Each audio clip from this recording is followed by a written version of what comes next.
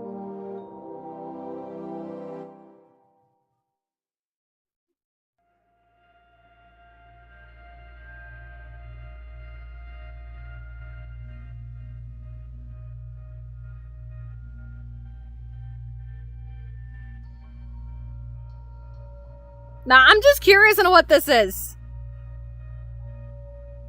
I don't know what this is.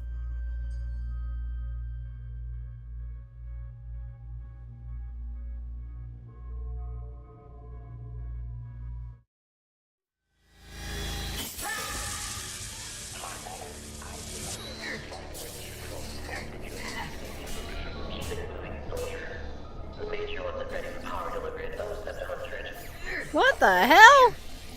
What's going on? What have you done with my friends? I want to see my sister. Let me out of this place.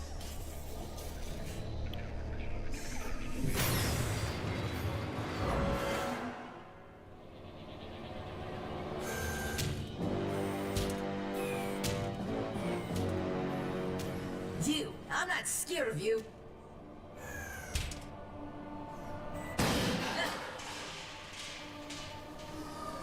You remind me of a child. That's because I am one. I am a child, douchebag. But you're not a Because child. I am a child douchebag. One that couldn't save its friends or itself. I want you to understand why I'm doing this. You are what we would consider the runt of the herd. Weak and infested with false confidence. I aim to take your potential and use it for something that will actually matter. The remnant husk. What? I won't make the same mistake this time. Damn, no Mad Pat voicing Toy Bonnie. I guess? This remnant stuff is a bitch. But what I have learned from Mr. Afton is that it is as potent as I predicted.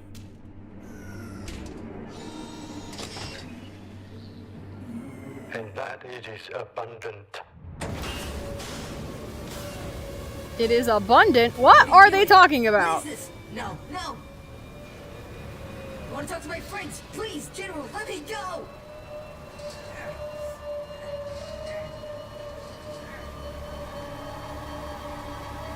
This got dark really fast.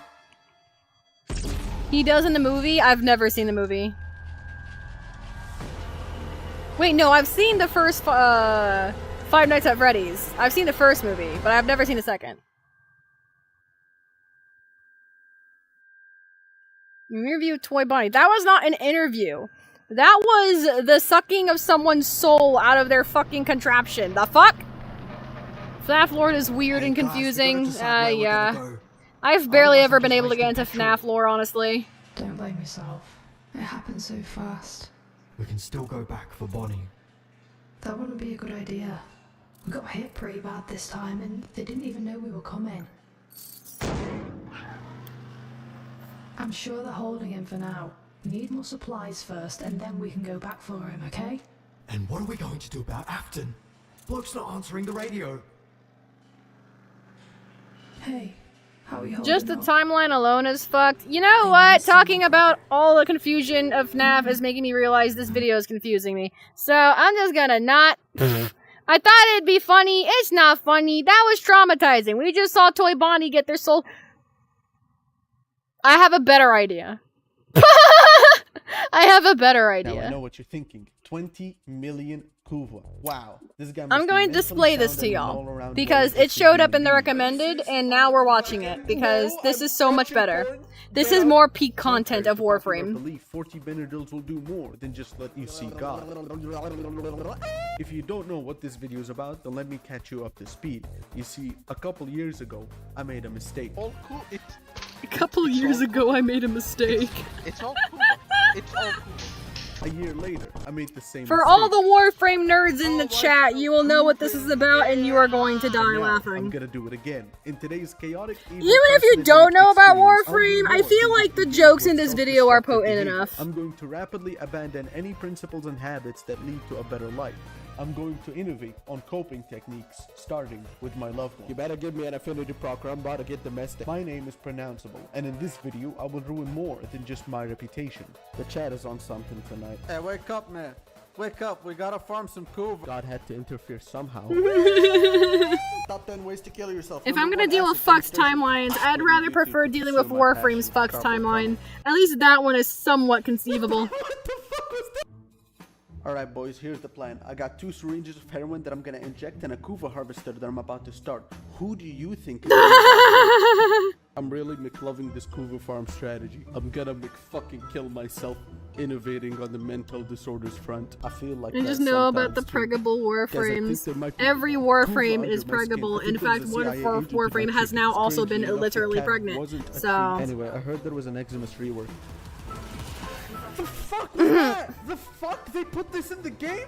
Mr. Beast! Mr. Beast! by the way, I love you, Rebecca! DE Rebecca, you're amazing. I love you. Okay, anyway. Splits piece of shit! No, yeah, no problem, man. Go ahead. I love Kuva.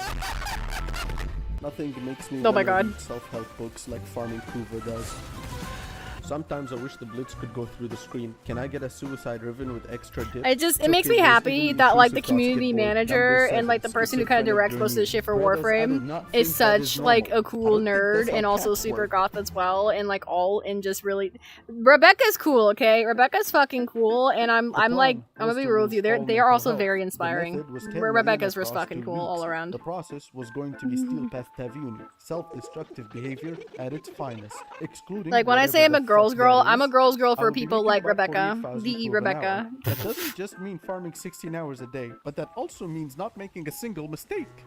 I would then find out very quickly that there was an Eximus rework that wasn't playtested at all. Nevertheless, I was releasing shit ready to neglect my loved ones at a moment's notice.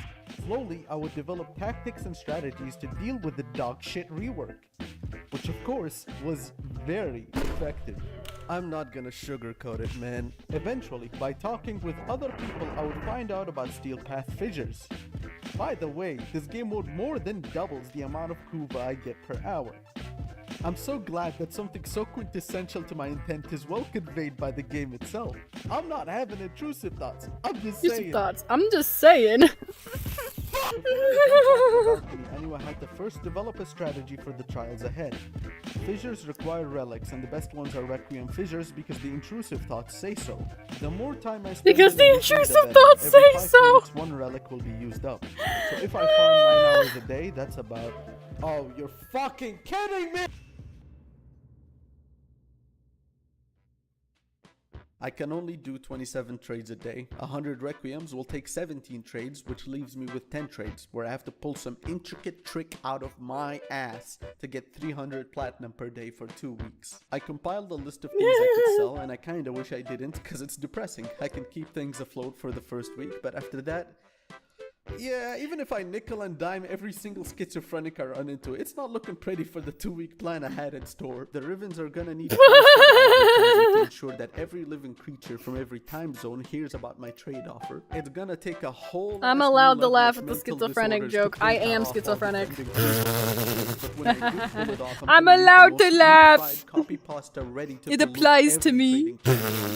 I can also try abusing the search algorithm. I also can't wait to slap someone in the nuts for acid damage in D&D. Of the same Riven, I can very easily take God. pages so that people clearly see my offers. I skimmed the top of the dick that is my dusty ass inventory and found a couple prime sets and pieces worth at least 30 platinum. I also have just a little bit of endo on my ceiling. I tried to estimate the profits and it doesn't look bad. I also should be passively getting endos just from doing runs. As for mods, it ain't looking good, boys. I need a minimum of 30 platinum profit per trade to stay on schedule, and there aren't many mods that can do that. I could call in a couple lifelines, but I'm not gonna sugarcoat it. I don't need a lifeline. I need a goddamn rescue operation. I got some emergency I need a items to goddamn liquidate, rescue but this is a complete last operation. resort, because if I do it, it will come for me in my sleep. Me in my sleep. I also have some miscellaneous. I've had that happen to me a couple of times too. Where if I don't do something, yeah, it's gonna come for me in my sleep too. I get it. I get it. I got it. But if I bring out my inner RuneScape scammer, it just might be possible. Bring out my inner RuneScape scammer. Financial plan of action that I'm not gonna do. I'm not gonna sugarcoat it. A plan like I'm not gonna sugarcoat it. I just love that he keeps saying that. speedrun world champion, I can guarantee you that I'm up to no good. I adopted marketing I can strategies guarantee you better that I'm up to no understand the good, situation, Jesus. and that's exactly when the gay demon started to whisper into my ear the most brilliant business model I ever heard. And so I went campaigning, securing donators, sponsors, and what can only be described as the shadiest deals in Warframe history. I had to choose what kind of person am I gonna be in this campaign. Am I gonna be a crack addict or am I gonna be a crack addict? Am I gonna be a crack addict? In case you have noticed already. My reputation is positive across a couple Discord servers, which means people are more likely to trust and do favors for me. I can literally warp people too relics as a in the slime. economy, Yeah, I in know. most I cases, people don't remember. You were literally building the character in front of me while I was busy doing model shit. My positive reputation, a trust-based service will be created where people give me their Was that a furry? Yeah, it was. It was. was. I'm happy with my Kuva, and they're happy with an item that's more likely to sell than a Requiem relic, without mentioning that cracking them is a net loss. One plat each, just how I like it. One plat each, just how I like it. Oh going my on? god. What the Sharing fuck is going caring, so I'm on? sharing poverty. Sharing is caring, so I'm sharing poverty. Unfortunately, everyone contributed out of their generosity because apparently pursuing a morally ambiguous venture is seen as a good thing. However, some unfortunate souls A morally ambiguous venture is deemed as a good thing. That's so funny. About how I managed to scam you for the next 20 seconds. I'm solo cracking, so on average, 4 relics are needed for a mod. Are you seeing this? Of course it doesn't make sense to crack. Are you seeing these prices? Just like money laundering, the devil's in the details, but with no one checking. Farmers in the history of this game have never been trustworthy. Now I know that some of the Kuva farmers in the history of this game have never been trustworthy. Oh my god. And thanks to established titles for inspiring today's scam. If you're one of those people hoping to profit from this, then you have officially been robbed of your riches. Been robbed of your riches. See you later. Keeping an eye on my girlfriend just in case. Take my inventory. Just take everything I have. Have I mentioned that this is probably like my favorite video on the internet? This is my favorite video on the internet. You want how my personality functions? It's this fucking video. This is my personality in a summary. It's this video. For the rest of the video, I actually completely sponsors. Don't investigate 9/11. Don't investigate. Worth 666 Kuva, Batman. It's just, I want more ribbon roll, Batman. It's just one more ribbon roll, Batman. And one more ribbon roll. You got me feeling like Kevin O'Leary right about now. Oh, and remember, no Kuva. Oh man, it's not no impossible. Kuva. I wonder if I could maybe. Holy shit! Wait a minute. This might actually fucking work. Without going into detail, Octavia is my chosen frame. Harvesters are hard to defend, not to mention the occasional fissures. I believe the fissures are predictable, which leaves the harvester problem. How do you defend it when everything one-shots it without using a defense frame? Well, I had a couple ideas. Enemy spawns can be controlled. Using a two-sided defense is difficult, but at least now it's actually feasible. Oh my god. They're not even showing up anymore.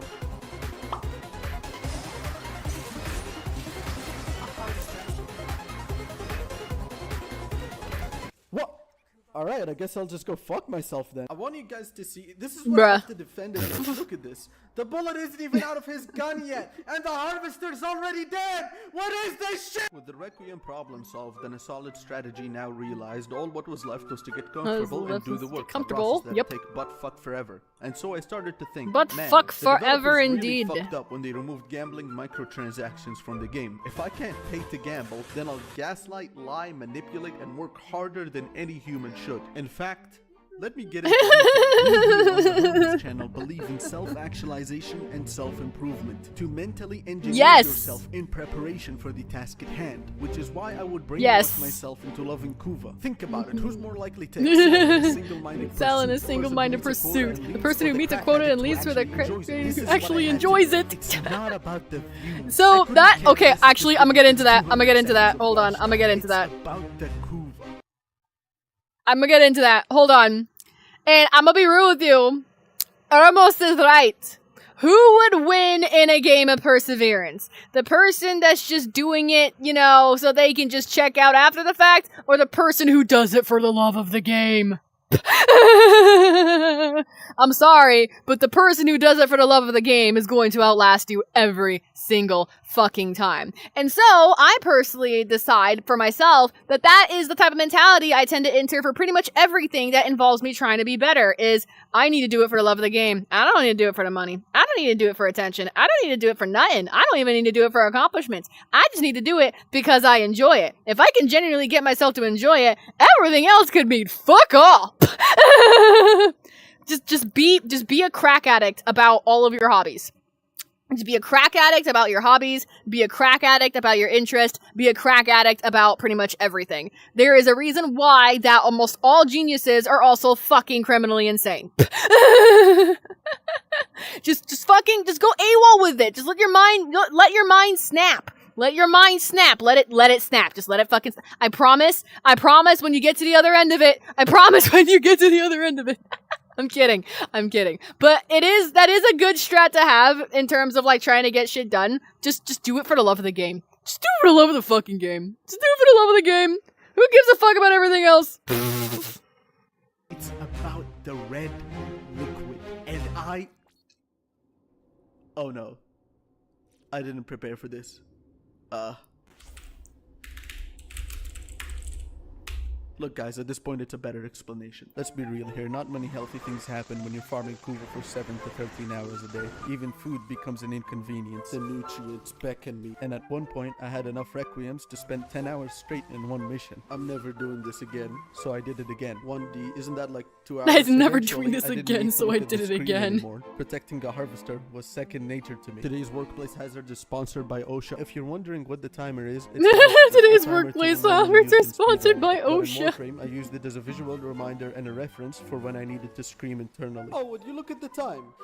I knew I was too far gone when I was deep in REM sleep, and the mere imagination of the Kavat Prog sound effect caused my eyes to shoot wide open. With so much time on my hands and feet, I would spend it on various activities. I read the entirety of The Art of War, along with a commentary by General Tauhan Zeng. I networked to reach more Requiem suppliers, suppressed my moral conscience, ruminated on my life decisions, and pointed and laughed at every Kuva-related video on YouTube. What a fucking idiot! Who would do something like that?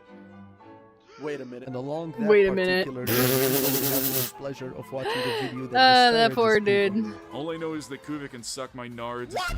This fucking... I can't... This motherfucking piece of shit!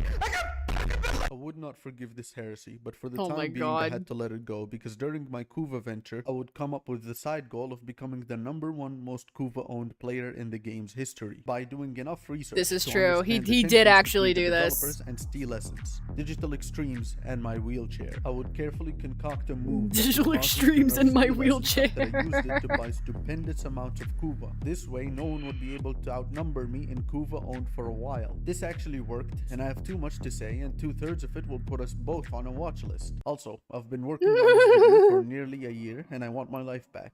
So I'm not gonna say much, and instead, you'll be getting a summary.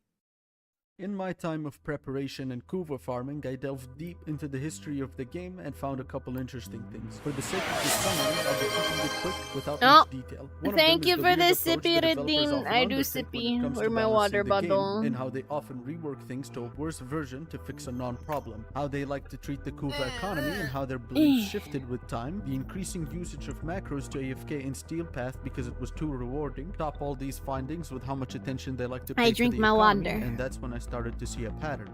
You see, during this period, Steel Path was giving the developers quite the headache, because every week you would have people using macros for many hours that always went unpunished. Considering how well known this all was, it seemed only proper to assume that the developers already knew about it. You don't know the gallons of cum stored in my pussy wussy, and this butt plug is the only thing keeping it from flooding this party. That's when I came up with a hypothesis. Was not ready for that. Oh shit.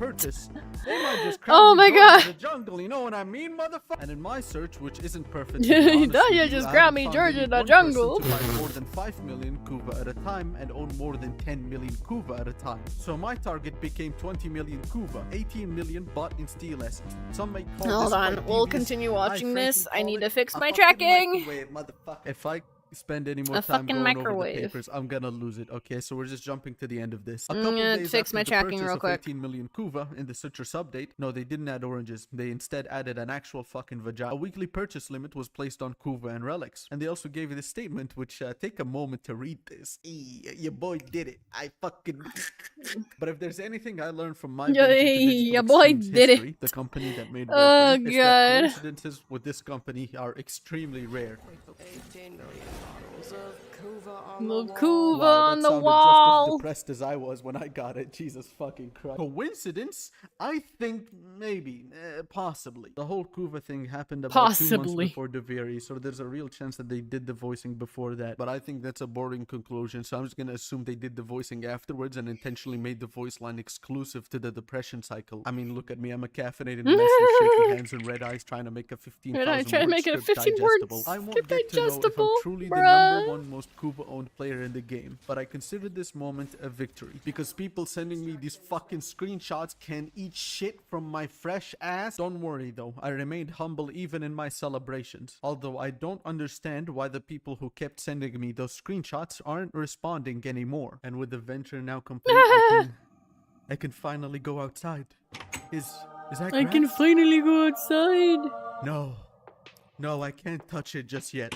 You see, I haven't forgotten can't about what touch it Sabuchi just said. yet. When he said, Kuva can suck my nards, I Can suck considered my it a nards. personal attack. And for weeks, I would spend time watching his every move to get a good reading of his character. Tweets, chat logs, background, sleep schedule. I would even watch him live streaming using different alt accounts every time so as to avoid raising any suspicion. I mean, come on, is that even a question by now? And when I had all the information I needed, I would learn that he is actually not a terrible Is actually person, not but I a wouldn't let terrible- my yeah, actions no. be synonymous with the sunken cost fallacy. So when you find out that you've spent a lot of time to do something bad, the right move, of course, as put on display by As any put on social display. media influencer Yeah. investing into something Yeah. you don't understand, is to double down and dive right in. When the time was right, I would Yeah, join him and double made it. down on it. Initially, was I don't gonna get that interview that's him, but like then the I ended up strat for planning to like genetically every modify fucking train like monkeys to farm YouTuber, Kuva for me, at streamer, which whatever point he stopped influencer, responding instead of altogether. So instead apologizing an for what interview, they here's a did, they just well-decorated double hit piece. down. Welcome everybody. What's to the up with Special that? Olympic Club. Today we'll be Why interviewing why Sabuchi do for they his need to victims that double remain down? pending. So tell me, how was your day Why? today? Like just die. not just Thank don't you do for the the bad thing anymore. response. Apologize and just don't do it anymore. Why is that so hard? Have you considered that? Why is that so hard? How is that hard? Beautiful PNG. What do you see? Like a butt plug. If someone tells you you did something wrong and they describe to you what you did wrong and you choose to keep doing the thing they just told you that was wrong, by that point, that's not on the person who told you what you did wrong. That not only is entirely on you, but also, why didn't you take the time to self-reflect and become self-aware enough so you don't do said problem anymore? How is that hard? This is what happens when you don't take your I don't know. I personally think that's not fucking hard. What the fuck? He didn't do anything wrong. I'm gonna fucking kill you. Brainwashed yourself too Not almost having a schizophrenic meltdown right there. It's time to make They don't want to apologize unless they get enough backlash is why. To be honest, I think it has less to do with trying to get enough backlash and more than negative attention is just enough attention for them, I feel like. I feel like that's the case most days. The reason why they don't apologize, the reason why they double down isn't because they genuinely feel sorry. It's because it's getting them attention that they've never really been able to get before, or it's getting them attention that they've been trying to generate for a while. And regardless, it's putting eyeballs on them, and they want those eyeballs on them, and that's why they keep doing stupid things. It's like, that's their reward for being an idiot, is just everyone looks at them. And even though everyone's saying bad things about them, at least people are looking at them and care about them. Basically, it's the desperate need for human connection, but just manipulated into a very toxic presentation. That's really what it is. And most of these people do not want to admit to that. I don't think that was normal or healthy. The fucking cat is staring at This is also the reason why I keep telling people in this space, whether it's like VR chatting, VTubing, or whatever, don't come near me if you don't want your bullshit exposed, because I will tell you about yourself and you're not gonna fucking like it. You are not going to like it, and I know you're not going to like it, because I'm not going to like it either. No, it's hot chip. and give me reload proc. You hear that? Eat hot chip and give me reload proc. Fuck you! I am calm. Eat hot chick and give me reload. And farm Kuva. God shits on my plate in ways never thought possible before. It's not gonna be the easiest selling, but I think it's just better to sell as is. This is still profitable, especially considering how low the damage to Grenier is. I think I can just convince someone to get it anyway. I'm willing to do collabs, but I'm only willing to do a collab with people who are willing to tolerate me. And usually the people who are willing to tolerate me can tolerate being honest. Those stat numbers till they get outed for the bullshit they do, then apologizing, hoping people forget about them having a history of being a dick. That's the other thing. Is like, even though it says ranked right there. If you already have a history of being an asshole, why aren't they doing anything to change that? If they're fully aware of their history of being an asshole, why are they not actively making decisions to no longer be an asshole? Why are they not doing that? Hold on. We're gonna have a discussion on this real quick. Eremos, we'll get back to you. Eremos, we'll get back to you. We'll get back to you, I promise. Now, let's have a little discussion about that real quick. About being outed for doing bad things behind the scenes, and then just hoping people forget about said bad things. Just because you as a person who did the bad thing is willing to sweep it under the rug, does not mean everyone else who was witness to it is also willing. Like, again, there's just certain kinds of actions that we as human beings need to take responsibility for consistently. It is literally part of our nature as humans to do stupid shit and then have to figure out how to not do that stupid shit anymore. That's part of growth. That's part of change. So why do we keep having these popular human beings who have all the eyes on them and they have a history of being an asshole, but instead of changing the fact that they are an asshole, they're like, no, that's just going to be my whole brand. I'm just going to do that. Or, even worse, the ones who pretend that they didn't have a history of being an asshole. In fact, those are probably the worst ones for me. I can respect the ones who are at least honest about being a dickhead, you know? If you could just, like, say it to my face that you're an asshole and you're a dickhead and you're super disrespectful, I can actually respect that more than someone who hides the fact that they're an asshole, that they're a dickhead, or that they're disrespectful. Like, they hide it behind trying to be nice, or they hide it behind, like, oh, I'm trying to placate you, like, flatter you, or some shit like that. I do not like people who are not just upfront about who they are and what they do. I do not like people who do that. Like, people who have to hide who they are, people who have to hide behind, like certain, like, appearances in order to make up for their actions. I cannot deal with people like that. I cannot tolerate people like that. I can't do it. Either you tell me just up front, straight to my face, who you are, what your intentions are, and what you're up to. And if you have to hide that shit in any capacity, I will not be able to stand you near me. No. I like honesty, and not only that, but I like pure, blunt honesty. I want the rawest version of you. If you cannot give me the rawest version of you, I'm not interested in dealing with you because you are hiding shit, and I don't like people who hide shit from me. Like, there's certain things that I'll be okay with, because, like, obviously people need to hide things in their private life for certain reasons, you know, that are completely valid. But there are other certain things, mostly about, like, intentions and actions that are super harmful, super negative, like, they're just very draining, or hide behind their groupies. That's another one. That's another aspect. Hiding behind, like, the people that like them, hiding behind fans, hiding behind, like, their friends or whoever. Just hiding behind people to not take accountability for the stupid bullshit that they're doing. That shit, too, also bugs the hell out of me. Because, like, listen, I don't care if it's just you.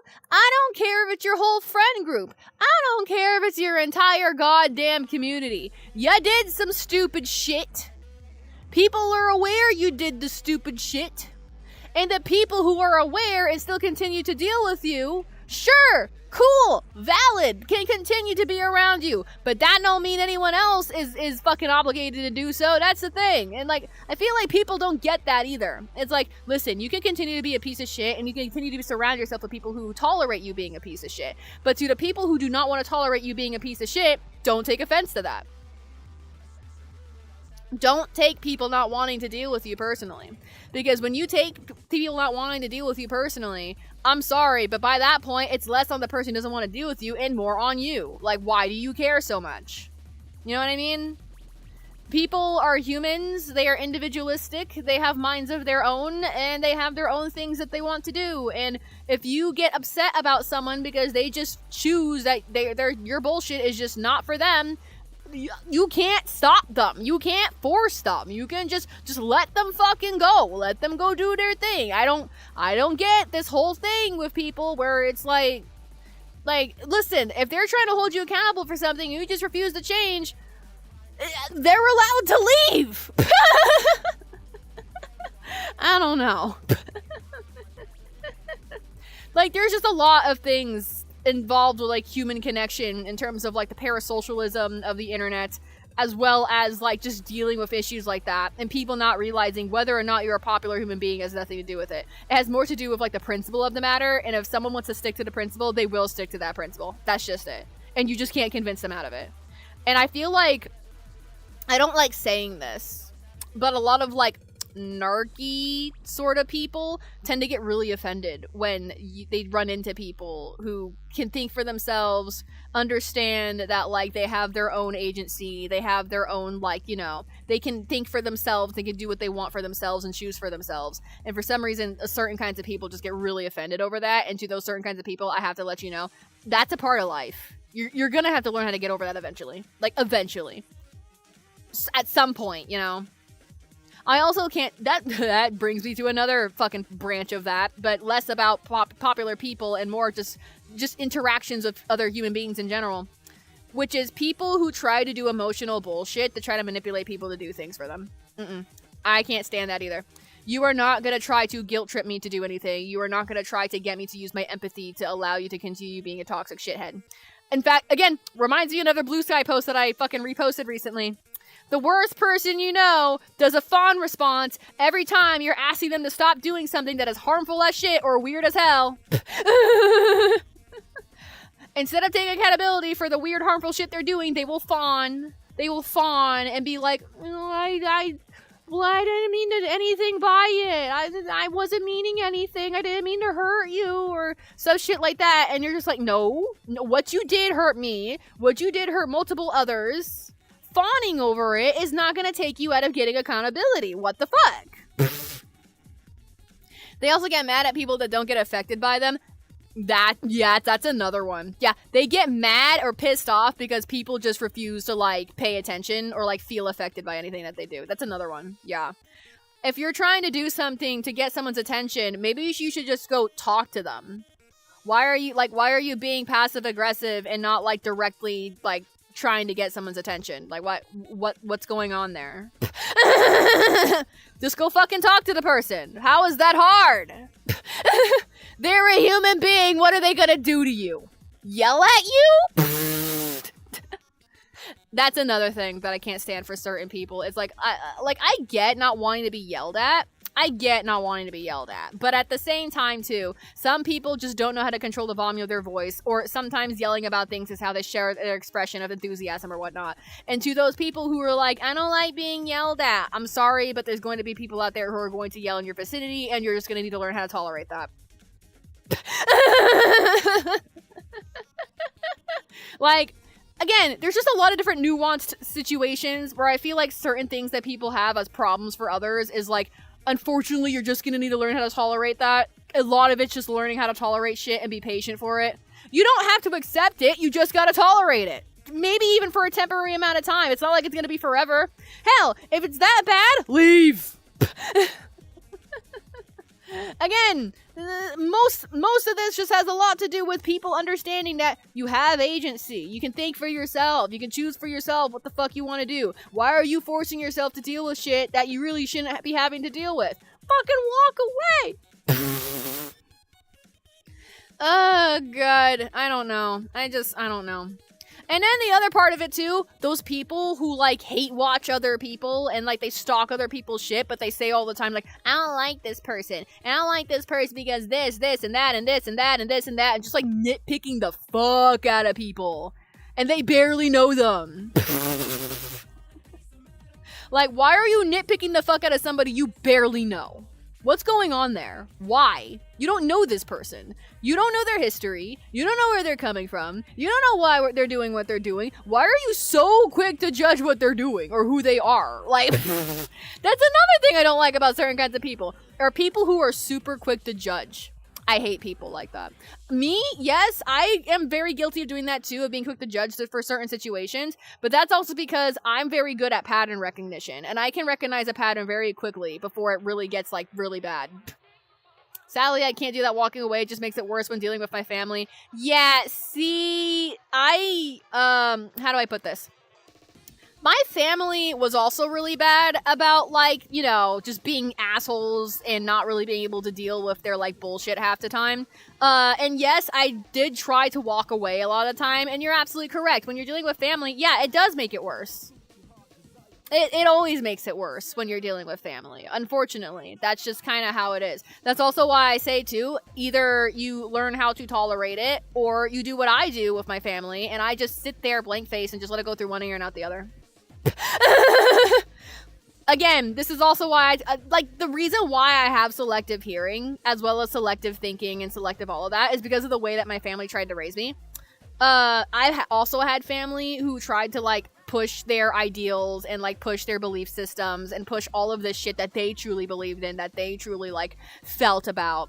They tried to push that and project it onto me for a majority of my life. And unfortunately, I've always been one of those individuals where it's like, I just feel like I don't need to be forced to do anything. I don't need to be forced by anybody to do anything. This is also the reason why I just firmly believe that I can probably be not manipulated very easily. And it's not because it's like I'm not emotional or anything of that, or I'm not empathetic, or I can't feel anything of that. It's more like I won't fall for shit that, like, I can't logically understand.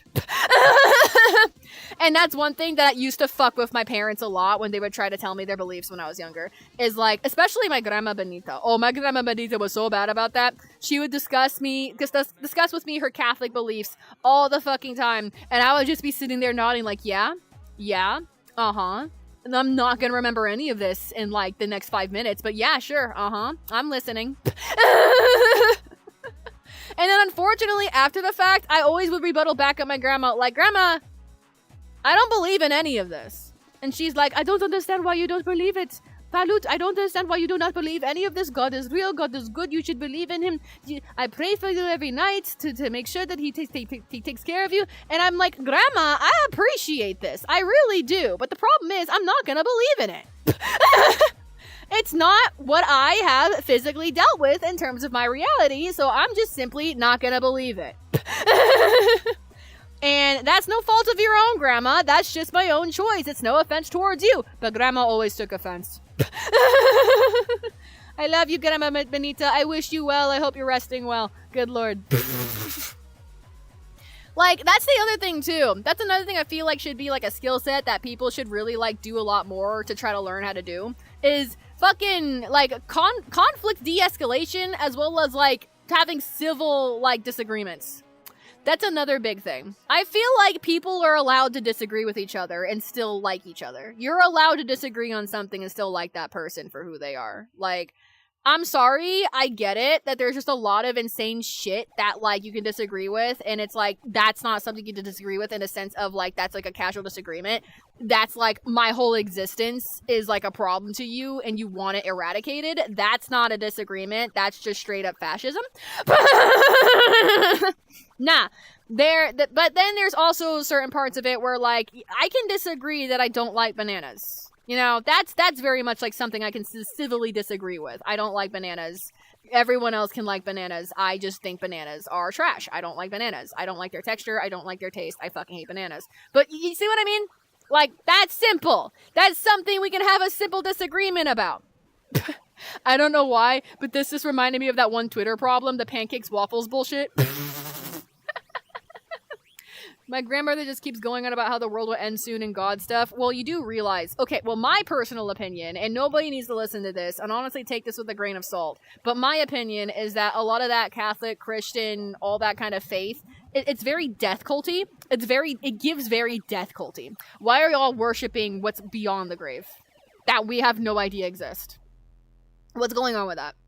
Like, why are you guys so excited to leave the planet? Like, what? I don't know. Personally, I find that really fucking weird. Which is ironic considering I'm goth and I do love the concept of death, but like I don't worship it. That's the thing. I don't worship the concept of death. Christianity literally worships the concept of death. It worships the idea of getting into heaven. It worships the idea that you can repent enough to get into the pearly gates after you die. That is a death cult! I'm very picky when it comes to bananas. I feel that. I don't know. I personally feel like that might be a death cult. I don't know. It gives death cult to me. But that's just me. I don't want to be worshiping what I'm gonna get after I'm dead. I'd rather worship things that are already being given to me as we speak. Like, I don't know, breathing, being able to see, being able to touch and taste and smell. Those are things I can worship. Those are things I can be grateful for.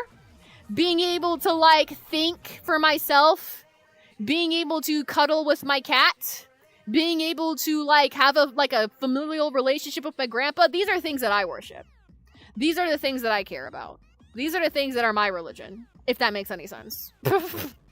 I like them and stuff, but eating a normal-ass banana makes me feel ick. Yeah, I just don't like bananas in general. I don't like bananas in smoothies. I don't like bananas in pancakes. I don't like bananas in cakes. I don't like bananas in anything. Don't even give me a banana Laffy Taffy. I am going to reject that shit.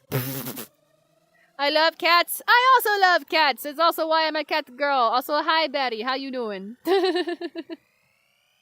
But yeah, no. We can disagree on some things. We can't disagree on other things, because other things, you're literally just telling me you don't like my existence, and I'm sorry, but I can't, like, just civilly disagree with that. Like, what the fuck? I'm a human being, I deserve to live too, type shit. So, anyway. Oh, God. Let's go ahead and get back to the video. I'm done, like, my spiel on that. We don't need to keep talking about that. Buzz, virus dupe exploits. You know what I need to do? I gotta increase demand. Is that the Amos Kuva video? Yes, the fuck it is! I'm sorry, I have to show it all the time. It's my favorite video ever. I fucking love this video.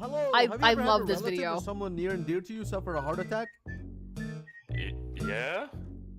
Well, I can't help you with that, but with this glaive ribbon, you can do so much damage. Imagine how easy steel patch. With this glaive ribbon, you can do so much damage. It's not so easy to scam people anymore. My guy right here, fresh out of the keygen I used to crack my version of Adobe Premiere, offered me the greatest lowball I've ever seen in my life. What if I lie about my prices to give them the illusion of a discount? I think I'll try that. And you what if I lie about my prices? 100,000 platinum. What? 90,000 platinum. Isn't that a little much? Can't you do any less? Your dick and your balls, bitch. I might have went a little overboard with your the price. Dick I think I'll reduce it just a little bit. For the low price of your dick and your balls. Damn, no cuddle for me or Dom only ZZ. Guess I gotta break the bad news to Domino. And the orbs below that. Alright. No, not only ZZ. Not only ZZ. Listen, you guys are new. We gotta get used to you first. Like ZZ. At least ZZ is probably gonna have to get used to you first. Me though, hey. I'm going to go through the 5 stages of Kuva addiction when I hit MR30 and get the 50 ribbon slot. I can roll the Northern Tower back into existence. I got that gorilla yes. harvester. I got that. I get it. I totally get it. Oh my god. How long till it ends? Yeah, I understand, and I fully welcome you going into the addiction. Just make sure you record it. I need to cope. All the sounds. Make sure you record the whole process of the Kuva addiction. Cause like, I don't know, I feel like we need that recorded for posterity. Ooh, just straight up. Riven, this dog shit deserves the most. Is that Avatar PC exclusive? I think so, yeah. I mean, I could probably edit it for Quest, but at the moment it is PC exclusive, yeah. Which I need to remove this, I just realized. In Thailand getting paid $1 an hour. They clearly deserve less, and as such, I like to price my Rivens at a number that they will never achieve, and that is exactly why I like to price my Rivens at a number that they will never achieve. Jesus Christ. What the fuck? What the fuck is this shit? Damn it, I thought the emotional manipulation was gonna work this time. Maybe if I roll a different ribbon, I'll have a better chance. Right around, no, right around there. And then no, we're not doing this. We're not doing. I'm getting rid of this piece of shit. Fuck yes, take it. I'm getting rid of this piece of shit. Thank you. Fuck. I am never rolling that piece of shit again. Is it? Huh? So the platinum Is it open gone, avatar if but it was Riven on is still Quest? alive. Okay, No. let's try that again. You have to buy this avatar. And you can buy this avatar. You can actually go to my links below. Or yeah, my links below, or even actually, yeah, just go find my website. Go find my website, and at the bottom of my website, you can find the link to go buy this avatar just straight up. You totally can. So like, full day just to roll this Riven. So yeah, this isn't a shareable avatar. I fully bought it, and I'm following TOS. If you want to go get this avatar, you gotta go buy it. So, but yeah. I've seen my balls, but I've never seen chicken balls before, so it seems pretty questionable. When I first heard about how much? I'm watching on a TV. I can't remember the exact price, but I think I got it for like $35, $40. I can't fucking remember. What the fuck? Am I hallucinating? Nope. Although I will let you know that my version of this avatar is heavily edited. Tonight anyway. I wanted to till the end of my fucking life. I'm not disappointed. I'm not disappointed. My version of this avatar is heavily edited, so you're gonna have to figure out your own way through your own once you buy it. What the fuck? You know, I just realized it's a Riven stage, but the platinum and she will smell doesn't. domino on me, which might help. People. Maybe. That, it depends. ZZ's not very good at getting along with other cats in certain cases, so we gotta figure that out. Hello, I'm scared. I mean, selling a Riven. Incest industrialized. Wouldn't you want to shut something like that down? Industrialized. What? Name 3 good things the like, I know, how do I put this? ZZ likes humans, ZZ has a hard time getting along with other cats. There we go. If you buy it. ZZ is not skittish around humans like she used to be. In fact, she's gotten a lot of confidence with humans ever since I've adopted her now. So much literally every time, like, hell, if you remember when Lynn came over, fucking ZZ was all over Lynn. ZZ was all over Lynn. Oh my god. Like I said, though, animals tend to like me. Yeah, I have a feeling ZZ will like you. I have a good feeling ZZ will like you. What's with the focus with the Grenier? This entire time, it just seems like the only way to talk to you. Yeah, I was busy that day. What's up? Well, it's just there have been some rumors about what's happened in February, and well, among all the theories, talking about your name just the kind of edits dropped on and my I avatar. was wondering, what's your side of the story? I'm gonna play with this.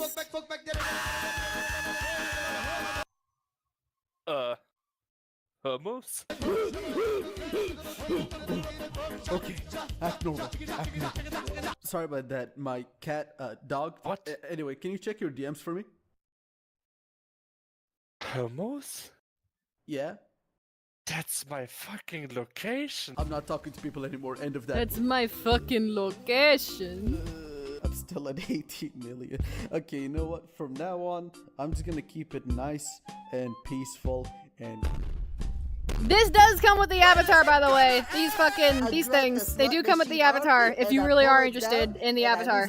Again, you can find the links on my website for this avatar at the bottom of it. It is Anxiety by Perinia. Yeah, Anxiety by Perinia. But again, my version of it is kind of edited, so. Oh, my headphone's dying. Hold on. There's like another 6 hours left, guys. It's okay. Sick. This is so sick, bro. It's so cool. It's so... I didn't do anything regrettable in my journey. I mean, it's me, a criminal? You're fucking crazy. I have not seen a bathtub in years. I have not seen a bathtub in years. Never ends. What's it connected to? It's connected to the wrong thing, isn't it? It is. It's connected to the wrong thing. It's God damn it. Fucking over! Fuck yeah! The Kuva account just went up again. That's cool. No, it's God fine. damn it. I'll I gotta spend grab another my 10 phone. minutes Alright. Give me a second. Hey guys, crazy idea. What if I just kill myself? What if I just re-roll my existence into heaven? The final roll. The final roll. Where is my phone? It fucking went up again! Is this your doing, Glenn? Are you doing this to me? It went up again. Alright, okay. You know what? I'm done. In the end, there the we Kuva go. never ran out. I am so fucking... In the end, the Kuva never ran out. Oh, the button does nothing. Okay, oh my god. Oh, and my headphone died. Alright, give me a second. Chatted. We can fix that. It fucking Let's reconnect one of these. It doesn't even show no, the right we're number connecting this it one. It also doesn't show the right stats, and I probably spent closer to 21 million Kuva, so the intro is technically wrong. There we go. That should fix it. Yep, that fixed it. Cool. I'm out of here. Yeah, that fucking that headphone just died. I may never get around to making a Warframe review, so here's my summary. Warframe is a cool game made by cool people. It's free to play. Join a clan full of special people, discuss the geometry of Wisp's 3D model, use the Wikipedia, and watch guides. But God forbid you speak about Neza in any way whatsoever. Special thanks to Shrubby. God forbid you speak about Nezha in any way whatsoever. That's so for funny. providing the business model for the Kuva Incorporated campaign, and the various customers and donators who contributed to the Kuva campaign. Before you even think of ratting me to the police, I installed 16 gigabytes of extremely illegal data on your computer. If you try anything, I will know, and I will sell you out faster than inflation hitting the Venezuelan economy. When I upload this video, a lot of people are gonna get mad at me, and if there's anything that I hate more than unscammed bystanders, it's people asking for refunds. And to tell you the truth, I'd rather get banned than give the money back. So let me tell you a well-kept secret. I'd rather get banned and give the money back. Get people banned by Bruh. falsely reporting them en masse. But what people don't know is how it's effectively done. You'll need about 13 people for consistency, but you can do it for less. The person needs to have a singular strange comment, preferably a vague reference, at which point the majority of the reports need to vaguely reference it. Bonus points if you get them to reference my favorite Warframe in the public chat around the same time as the strange comment, which by the way, I already did. Hopefully, I get banned. That way, refunds will be impossible. Thank you for watching. If you are currently watching this video, that means all evidence of what I did during the 23rd of February is now officially gone, and I will never be persecuted for my crimes. I'll be seeing you in approximately 2 to 3 visits to the hospital when I inevitably overdose on pharmaceuticals and blatantly lie to my doctors because explaining what Kuva is just isn't worth the second-hand embarrassment. Oh, and yeah, there's a kinetic siphon trap. Subscribe for more schizophrenic behavior. I don't need to subscribe. I already have schizophrenia. I don't need the sub for that. But thank you. I'm already subbed anyway. Archer grilled cheese. And that's your message. My God, who's there? What do you want? Because all you're gonna get is holes. I mean holes in you, not my... Sterling? Hello, Mother. Where the hell have you been? I don't know. What? And why do you have a cleaver? I don't know. Well, you're safe now, so get out. I'm hungry. So lick that coat. You smell like Grilled cheese. What? Grill me a cheese. I'm not grilling you a cheese. Oh, for God's sake. Walson here, dressed like some sort of cattle rapist, waving a cleaver and reeking of what I hope to God is meat, and that's all you have to say? I don't know. I was worried sick. Called you twice, came this close to leaving, and why doesn't your voicemail just say, leave a message, I'm a jackass? I don't know. I don't know. What is wrong with you? My head hurts, and I have no father. Sterling, of course you have a father. Just maybe not the one you wanted. And you! And me neither! Because even though that whole weekend is just a big jazzy blur, I'm pretty sure it wasn't Buddy. And all these years, you lied to me! Sterling, I was protecting you! From what? This sandwich? What? That's a Swiss, Mother! Because that's all I had! You ass! Just like I'm all that you have! Well, I hate it! And I hate you! Sterling Mallory Archer, you will eat every last crumb of that sandwich. No! Then get out. That's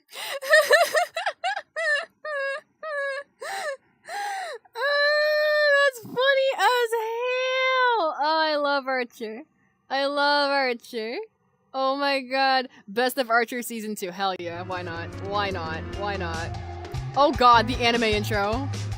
Look at all those characters. Oh god. This is how I know we're really getting into nerd shit now. Frickin' Lana. I mean, even for her, this is over the line. She's gonna wish I was never born. Oh god. Softball it in like that? Well, what? Now, just wait a second. Another key difference is the pin. Oh, Jesus! See? The striking lever's the same, though. It's spring-loaded, which reminds me, did you know that men can also benefit I from love doing Pam's legal cocaine exercises? adventures. Case in point, huh? That's Now, horrible. Where's your cancer patient killing boss?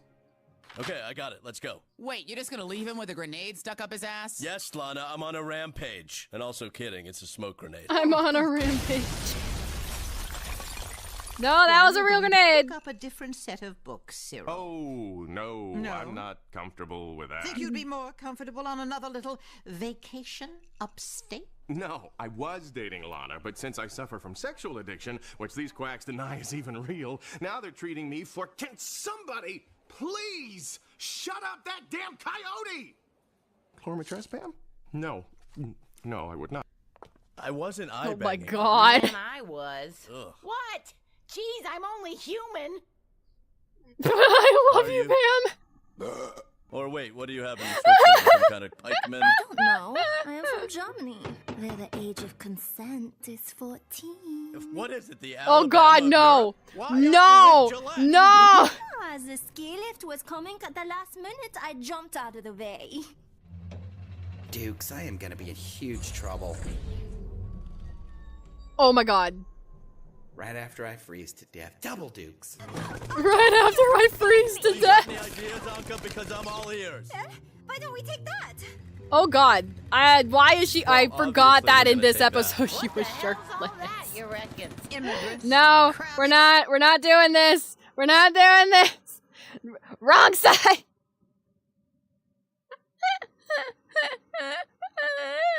No. Oh god. Okay, let's see. Oh shit, they did Excalibur versus Raiden? Yo, I haven't seen this yet. Wait, I gotta see This this. episode of Death Battle is sponsored by Warframe. Don't miss Warframe's highly anticipated digital event, TennoCon, on July I haven't seen this 16th, yet. where players And and attendees will be we treated keep to a coming slew back of to first-look Warframe reveals, content. including the upcoming open-world expansion. Oh, I the feel like Duviri this might be a Paradox. sign. You can join through Twitch throughout TennoCon for highly valuable Maybe I need to get back to playing including the rare Warframe. titanium I'll do that prize. as soon as this fucking VSF version of this is done.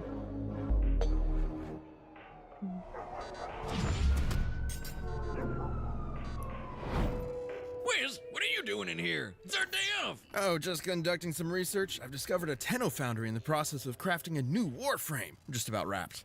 What are you doing here? Sometimes I have these horrible nightmares and I just wake up here in a cold sweat. I don't even think my car's in the parking lot. But what you're doing sounds way more interesting. So tell me, what Warframe's your favorite? Oh, a scientist doesn't play R.I.P. favorite. Rooster Teeth, Oh, bullshit. indeed. Our job is the equivalent of banging action figures together. You've got to have a favorite. Fine, if I had to pick, I'd go with the very first Warframe ever created, the death-dealing techno-organic ninja Excalibur. You mean he's a cyborg ninja? Like Raiden from Metal Gear? What? No, they're not technically cyborgs. More like superpowered biomechanical vessels that are unlike anything I've ever seen.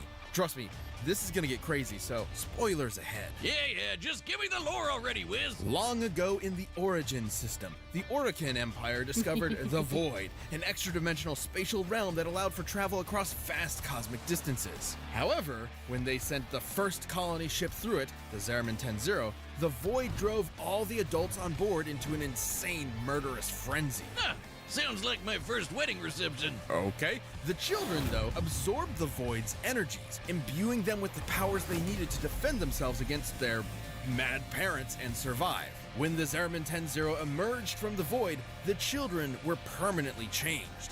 They had become the Tenno. Well, I'm sure those traumatized little whippersnappers received only the best of care. If only. Instead, the Tenno were taught to use their Void powers to control Warframes through a process called transference. But their abilities were so powerful that the Orokin grew to fear the Tenno and tried to have them destroyed. The Tenno were hidden from the Orokin and put into a deep sleep. That is, until one day, they were reawakened to defend a war-torn Origin system guided by their adoptive mother, the Lotus. So they're basically sci-fi child soldiers. Sort of.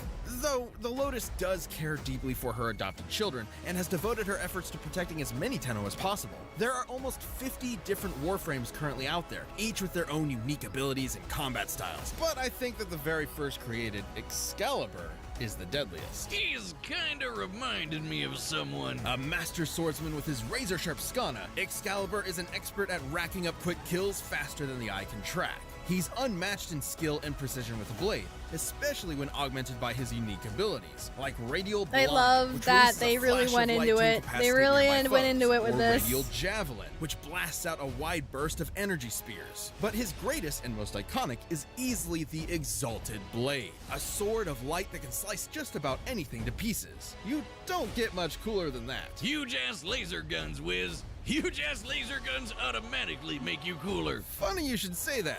While individual warframes like Excalibur may specialize in certain fields, they all have access to an incredible suite of futuristic weaponry, like the Nucor, which can fire concentrated beams of microwaves, literally cooking you from the inside out, or the Glaxian, which halts molecular vibrations entirely, freezing you in place. There are guns that fire radioactive plasma, toxic barbs, or even acidic needles. He has, and I'm not exaggerating here, over 500 different named weapons. Man, he sounds like a one-man army. Oh, you think that's crazy? Excalibur can call down an Archwing, basically a futuristic space jetpack with missiles, force fields, and even the ability to fire the miniature black Archwings. holes. Don't get me started on fucking While Archwing Warframes missions, usually dog. battle Oh my alongside god. one another, they have had the occasional head-to-head scrap, where they've exhibited the durability to survive even the most powerful attacks that other Warframes have to dish out.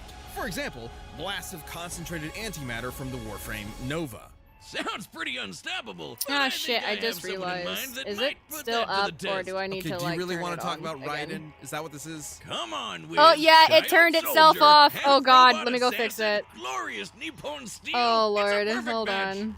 Raised from childhood to be I'm a still trained alive, killer I'm in sorry. the war-torn streets of Liberia by the future president of the United where's States, my Jack never knew what it meant to control his own destiny, to live his own life. The only thing he knew was how to kill, and he proved it when he accomplished one of the greatest feats in video game history.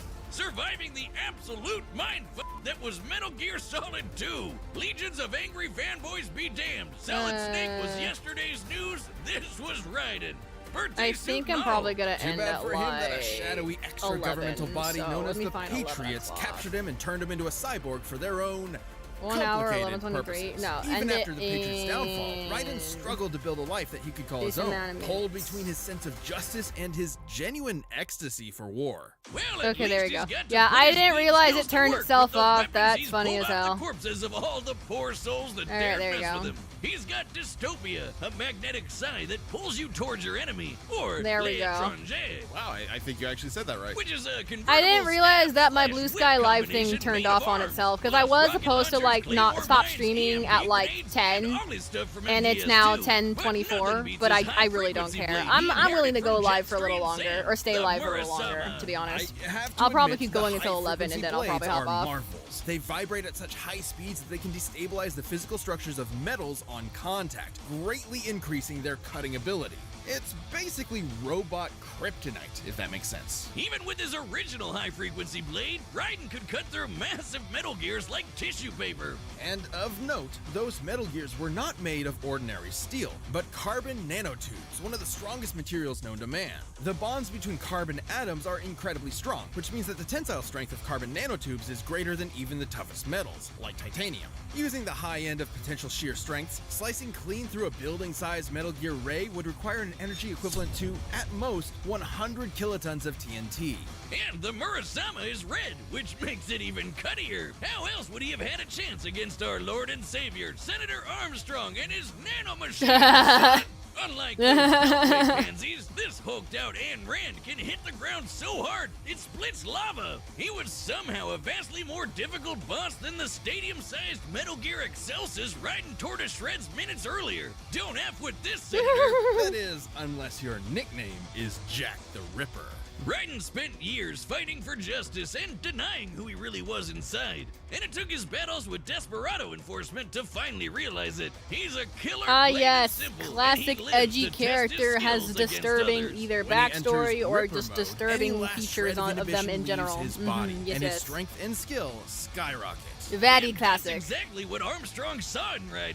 Living proof of his philosophy in action. Someone who I don't know too much themselves out about of this hell game with series, nothing to be but quite their real with you. I've never determination played it. I want to play it. But Raiden did I don't not have see it, that but I way. would like to Just play because it. he had to I don't know, fight for it seems survival fun and doesn't mean interesting. The whole world had to.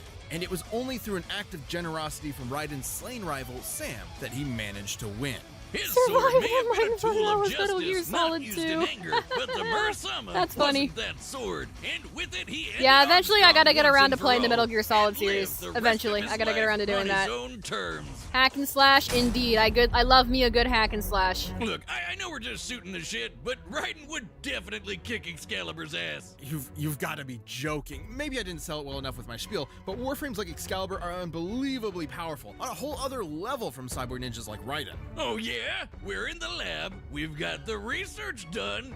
Prove it. Okay, the Murasama is impressive, sure, but Excalibur's futuristic arsenal is hundreds of years more advanced and leagues more varied. Raiden would just be overwhelmed. Excalibur may win in quantity, Wiz, but quality is what matters most. And considering his weapons are mostly made of metal, it won't be any trouble for Raiden to melt right through him with the Murasama, especially with how crazy fast he is. Raiden can run up walls and break dance with leggy, mooing robots attached to his feet. He can slice bullets out of the air and even boost his reactions with blade mode, where the entire world slows down to a near stop. Well, sure, Metal Gear Bruh. characters like Revolver Ocelot can shoot bolts of electricity out of the air with regular pistols, which is probably The other Metal around Gear hundreds games of are times stealth faster games. than sound. Again, I I'm guess willing that to play counts them. as I just want to fast. experience them. Please, Is that's really my main thing. Raiden can increase his perception to the There's point like that certain raindrops game around series him I just aren't want to be even able to moving. experience, That might and not Metal seem Gear, as crazy the Metal at Gear first series glance, is but definitely he's one of also the able to game swing series his that I just sword want to be able to dozens of experience at times, least while once, time is before I die. almost stopped. By my calculations, that'd be about 11% the speed of light. Oh, is this happening? Is this actually happening? You want a calc off, big guy? Then let's go. Excalibur I have can never been able literally to block afford a to get beam the of games, light and with I've his also never sword. gotten out of my Judging by way the to go get distance the it games, moved relative to so how far the I light beam have to traveled, do that at some Excalibur point. had to have been swinging at 9% the speed of light. Calc King dethroned. Look at me. I'm the math boy now. Look, speed is only part of the picture. I'm the Another math boy Warframe, now. Atlas was strong enough to smash apart a giant asteroid. Now, Excalibur may not be one-punching asteroids, but he's proven more than capable of wiping out entire platoons of elite soldiers. But remember, Wiz, you No, said it the yourself. okay, Robots that's an are overestimation. kryptonite. Wait. All Jack needs is one- No. You gotta understand. When it comes to the quote-unquote elite soldiers that they're talking about, I'm sorry, the Grenier are not elite soldiers. The Grenier are not elite soldiers. They're good enough for the grunt work that they're made to do, but the Grenier are not elite soldiers. Corpus, I wouldn't necessarily consider them elite soldiers either. Why? Mainly because the Corpus are more about profit and more about market and economics rather than they really are about combat. If anything, most of their combat prowess has most to do with defense and less to do with actual attacking, unless you start really looking at like characters, again, like earlier, Salad V or some shit. You know what I mean? This one you're seeing usually is cheap, luckily. That's good. Thank God, honestly. I could probably get around to getting it here pretty soon then, if that's the case. But, yeah. No. Elite soldiers? No. That's a bit of an overestimation of some of the factions of the Warframe enemies, I will be honest. Biggest reason why I say that is because of, I've played Warframe before. And, no, you can sneak up on a Grenier and then, like, literally accidentally step in front of them, and sometimes the little NPC AI just won't go off. Really depends. There's certain bugs in game canonically that like make it to where I don't know. I don't really see a lot of like the fucking militaries and the combat factions of Warframe being elite. I think the only thing I could really see that then gameplay goes to Bayonetta, just sword only. I get that, yeah. Actually, Bayo, I do have Bayonetta, and I do plan on streaming it on Twitch one of these days. Probably as soon as this is a VSF. All the games that I want to like stream and enable experience, I gotta do it while this is like my model. And I gotta figure that out, and I'm close to figuring that out, so. Once that's done, I can go ahead and start doing all of that. But otherwise, right now, I'm stuck to playing VR chat and streaming VR chat until this is figured out. But yeah. Anyway. But yeah, no, fucking, I don't know. I just feel like personally that was an overestimation on their part. Not gonna lie, they were smart by making this death battle be with just a Warframe and not a 10 of themselves. Continuity and Duviri time loops kind of give them a lot of second chances. That too, exactly.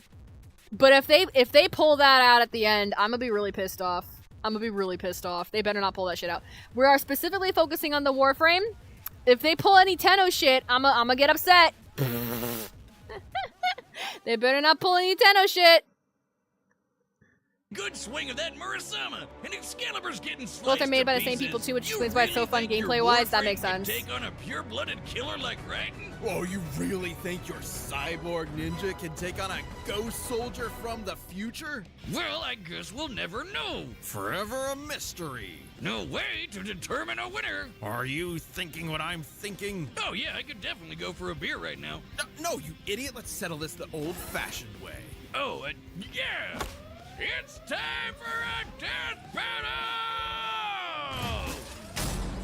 Fucking flips the damn fucking table. I This can't. episode of Death Battle is sponsored by Warframe, but let me ask, Wiz, what is Warframe exactly? Warframe is a free-to-play online action game set in an ever-changing sci-fi universe with a passionate community of more than 70 million registered players worldwide. That sounds awesome! What's it about? You play as the Tenno, an enigmatic race of ancient warriors capable of tremendous agility, speed, and superpowered abilities. Wield an arsenal of more than 600 weapons, including blades, guns, and more. That sure sounds like a Tenno fun, eh, Wiz? Please stop. You follow an epic cinematic quest that combines a personal story of self-discovery with an action-packed space opera. Embark on missions that involve ninja-like acrobatic shooting and melee, personal spaceflight, open-world exploration, collaborative spaceship Yeah, Warframe's combat, kind and of a more. space If that opera. sounds That exciting to you, Warframe is definitely available fits on as a all description. platforms. Play Warframe for free today. on all Warframe could be platforms by considered a using our space sign-up opera. link below. Digital Extremes is giving Death Battle viewers their very own free collection of Excalibur-themed items. Until July 19th, go to warframe.com or visit the in-game marketplace and use promo code WFDeathBattle to redeem it. The Death Battle Excalibur item collection. My bad. includes I'm a like messing special with my feet Excalibur right now. helmet, I'm like deadly powerful weapons, wiggling my and legs. more. Everything you need to personalize your in-game Excalibur and unleash his lethal ninja prowess on the battlefield. Oh, here it is. All right, let's see how this pans out. Doctor, are you seeing this? Tenno, an enemy is ahead, and that foundry is crafting a warframe.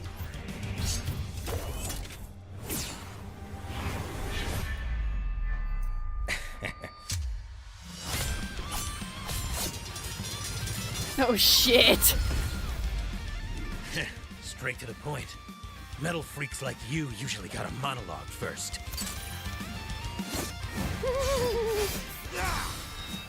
Also, fun fact: the Death Battle animator has their own animated series going on too. Love that. That's fucking sick. His sword, it's weakening yours.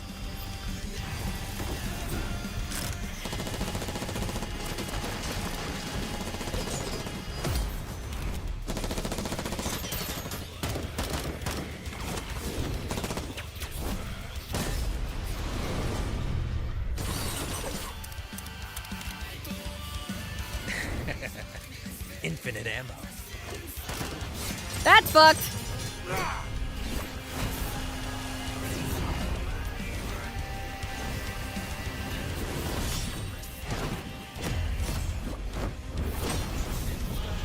It's called Indie Cross if you get interested.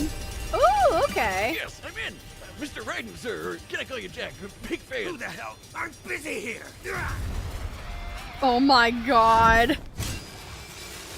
Wait, just listen. You'll never expect your secret weapon. All right, listen, he's definitely hiding in the cardboard box. Get out of here! Oh my god.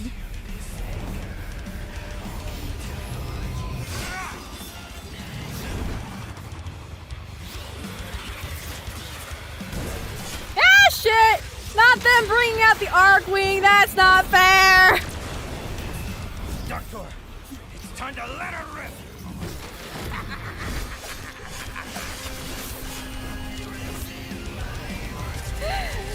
Can Raiden fly? Does he have an Arcwing? Shit. Rules of nature.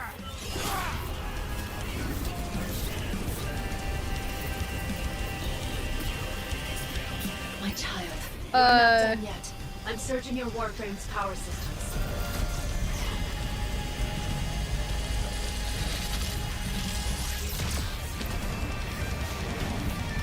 Damn!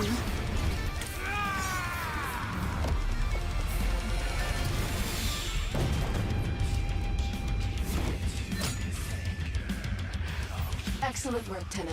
Now for the foundry. Oh, it's finished.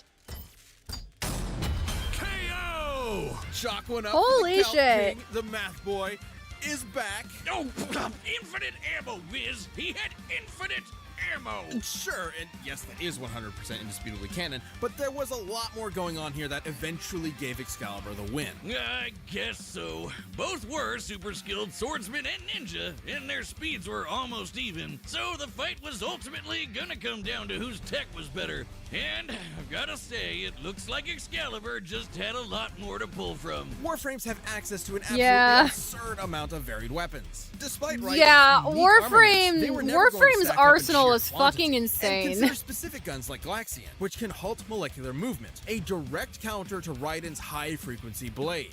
That's probably one of my favorite things about Warframe, honestly, is like all of the weapon diversity. Each of their over 500 weapons. One blast of that, and Raiden might as well be working with a regular slab of steel. Excalibur was way stronger, too. Sure, Raiden could cut through giant Metal Gear rays made of carbon nanotubes, generating up to 100 kilotons of TNT. But not as much as Excalibur. Another Warframe, Atlas, was strong enough to smash apart a giant asteroid, meaning it would have to be at least 6 kilometers across, just like the asteroid that wiped out the dinosaurs. Now, Atlas did not completely halt its kinetic energy. By exploiting fissures within the asteroid, he was able to pulverize it to dust. That means his punch had to hit with an energy of at least 46 gigatons of TNT. Sure, in canon, Atlas is stronger than Excalibur, but they fought and defeated similar Thought you were only enemies, limited so to weapons Excalibur though would on naturally missions? have to be No, somewhere in you are Atlas's actually ballpark. you have Even if several Excalibur weapons only at your possessed disposal 1% on of missions, Atlas's strength, not just he'd your still be primary nearly and your 4,000 secondary. times You also stronger have than your Raiden. melee. That's pretty You also have consistent your with arc the gun. energy output of Yes, you Nova's can call down your anti-matter arc blast, wing. too. You can War call down a frames are fucking just like that tough. Furthermore, even with hell, the you can high-frequency call blade's down a unique fucking vibrating necromech ability, if you it wanted cannot to. cut through Which I can Raiden's tell this original blade video actually particularly shattered might be a little against dated Armstrong's because they super hard didn't skin breach and on the required necromechs or stronger any of that Versama to shit. finish the job. Against a foe vastly more durable than You're anyone only limited to 2 Raiden's weapons though on ever missions. faced, All it's weapons? unlikely the Well, Versama would okay, score a kill in depends. time. For certain missions, like say if you're going on a mission in like Deimos or like Fortuna or something, I think, well no, you can't switch weapons mid-mission, but you can switch them outside of the mission, so. And raw power put an end to the silver-haired swordsman. But I'm gonna be real with you, you're also not limited to certain weapons because certain Warframes also have weapons that are part of their ultimates as well, like they're part of their force skill. Like fucking Mesa has their like dual guns that they'll always have. Titania has their Dex Pixia and their Dex Dewata or all that. They were fine with it going either way, and we wouldn't have accepted Fucking the who else? sponsorship otherwise. Ash and they're So fucking we're throwing really thankful to them knives. for So understanding like this you're shit. not just Remember, you can get a limited free to the collection of weapons you Excalibur lock goodies into from the mission. Warframe.com You or the also have the marketplace weapons with that the come promo with your code particular Warframe as well. So like. And don't miss out on TennoCon. Again, you have a bit of a wider arsenal on display as a Warframe. I don't know if Raiden had that at all, but very much for sure.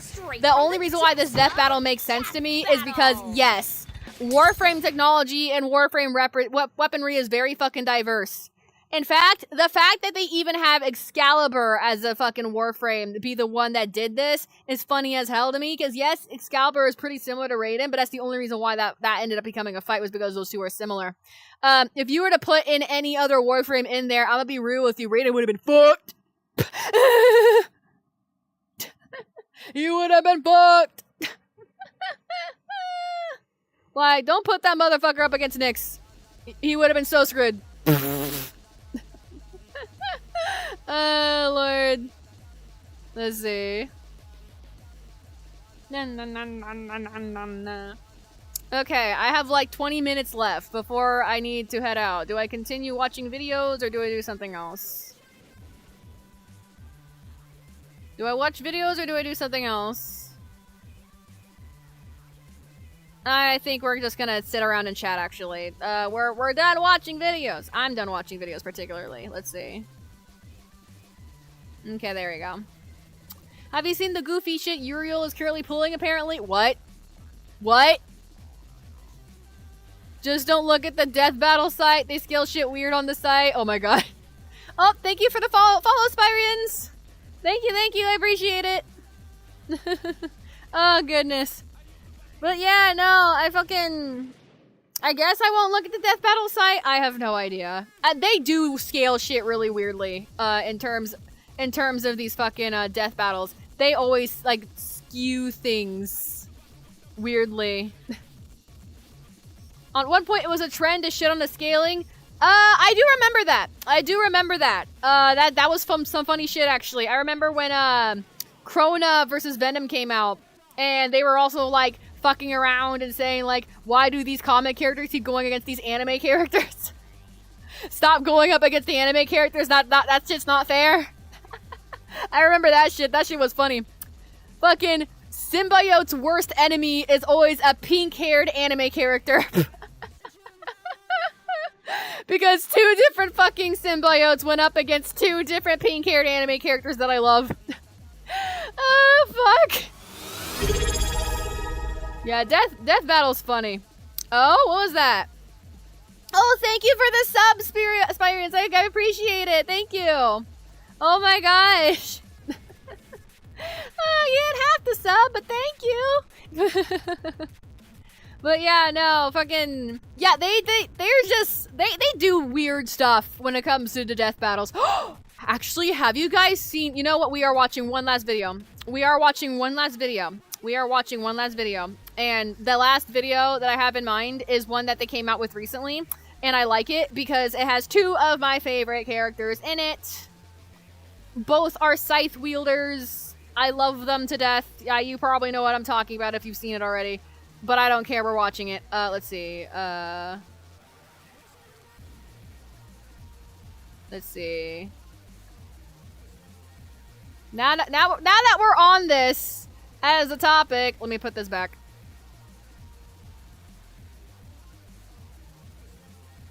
No. Fucking put that back at 0. Okay, there we go. Alright. We're gonna pause that again. We're gonna drag this over here and minimize it. Come back over here. We'll full screen this. Bring this shit back up. This is the last video we're watching because fucking I love it. This shit's cool as hell. Ruby Rose versus Maka Albarn. The battle of spunky teens with oversized gardening tools. He's Wiz and I'm Boomstick. And it's our job to analyze their weapons, armor, and skills to find out who would win a death battle. I remember when Mama Boomstick read me bedtime fairy tales. Stories of heroes and warnings about eating those little berries and quicksand. So much quicksand. Yet in the world of Remnant, fairy tales are real. Here, huntresses do battle with monstrous Grimm, and there was nothing more exciting than that to Ruby Rose. Daughter to the world-renowned huntress, Summer, who disappeared. Little Red really wanted nothing more than to be a huntress. Her dedication paid off. Admitted into Beacon Academy 2 years ahead, a premier school for huntsmen and huntresses. Hi, Deadman. Ruby clearly showed prodigious talent. What an interesting username, Deadman. Hello. Geek gene just like yours truly. Ruby doesn't Me being leave called home without her Carcass? You're trusty welcome here. Crescent Rose. I welcome like a high-tech fellow site, other and dead it is. people. Ruby made Crescent Rose Hi. herself. It's like a dance between Grim Reaper's Choice and a bolt-action sniper rifle. A dance is fitting. Oh shit! Huntsmen are Hold locked on. in a never-ending waltz in their battle with the Grim. Crescent Rose can My switch between OBS sniper is and broke. sight at the press of a button. Please Ruby's an reconnect. old-handed, flinging and moving it exactly how Why she is it wants, disconnected? despite Oh no! Hold bigger on. than she is. How does she do it with those noodle arms? The girl. Hold on.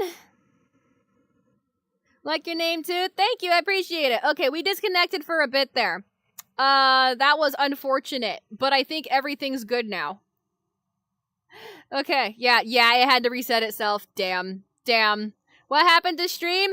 It dropped, and I think it's dropped again, actually. Oh god, hold on. What is happening? Okay, hold on. I'm gonna...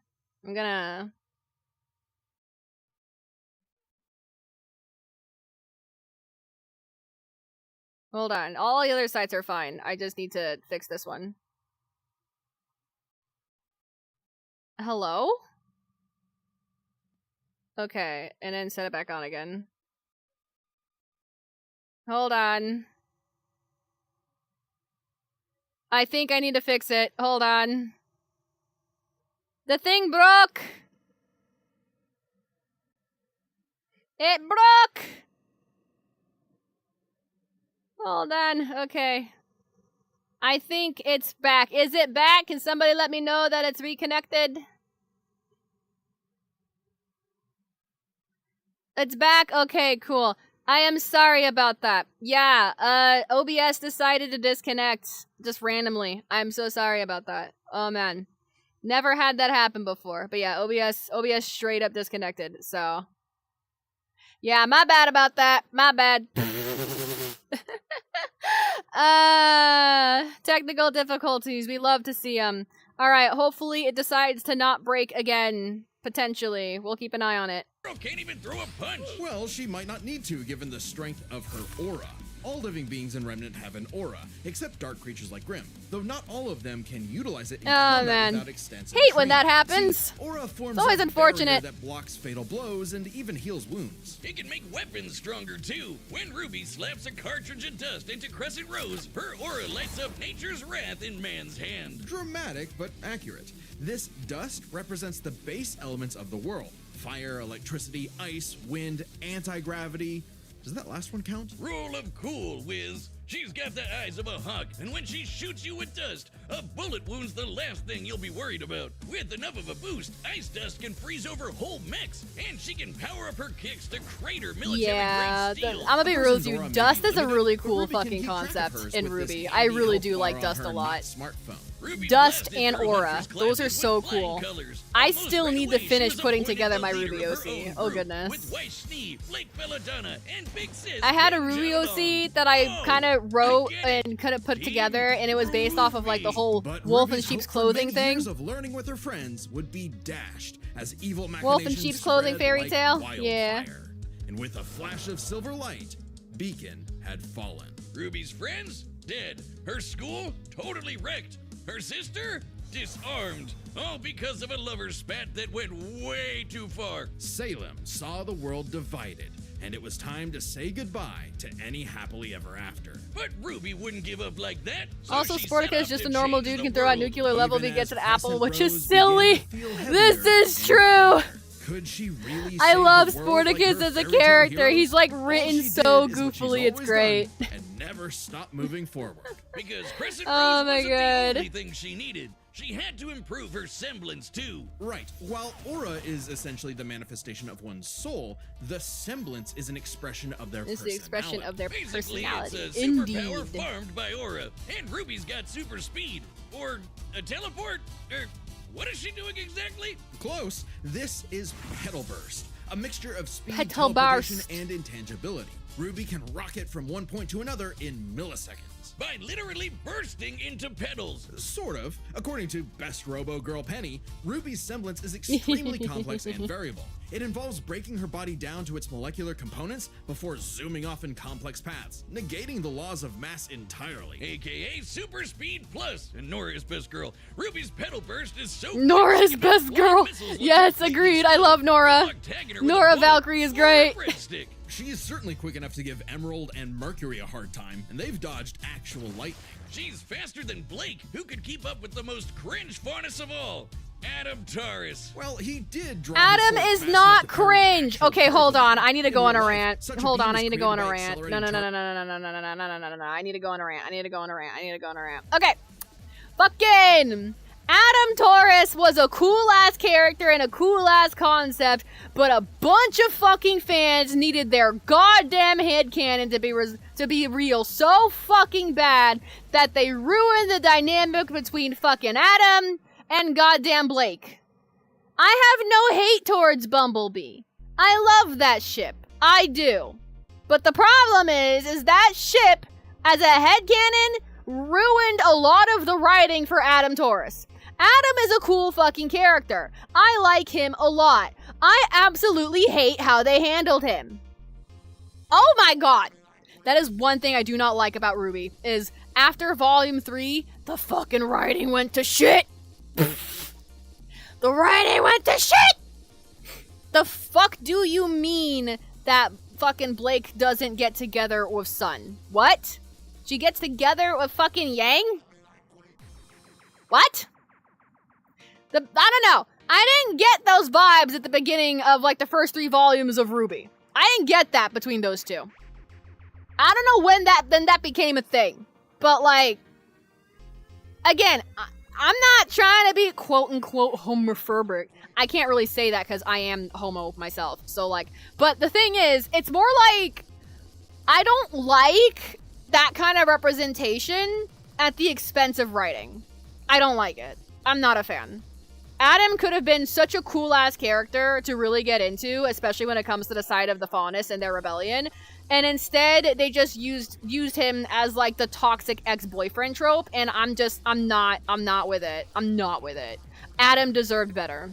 Adam deserved better. I feel like Adam deserved better as a character. Just dead ass. Anyway, but that's my opinion. They just went for the fanship to make people to be happy, to be honest. Yeah! Fucking boring. Fucking stupid. Normie as shit. Conformist. I don't like it. I don't like it. No, they should have done more with Adam. And they should have done more with Sun. And they should have done more with the fucking Caffeine team, because I fucking love them. Bring back Coco. I miss Coco. I miss Coco. I miss Team Funky. OMG Kibi, I found a Sporticus death battle. What? I did not know they actually did a Sporticus death battle. That's actually so funny. Wait. I have a bad feeling that Sporticus wins. I have a bad feeling that Sporticus wins that one. Why do I feel like Sporticus wins that one? That gives me the heebie-jeebies. Why do I think Sporticus won that one? I don't know why. But something in me. Listen, I used to watch that fucking show as a kid a lot. Fucking Lazy Town was my shit. You would prop me up at like fucking 11, 12 a.m. on a fucking Saturday with like a bowl of Cinnamon Toast Crunch. I was fucking watching Lazy Town. I was watching fucking Lazy Town. I loved that fucking show. That shit was bonkers. Sporticus. Ah! What do you mean, Yujiro? What do you mean they put Sporticus up against fucking Yujiro?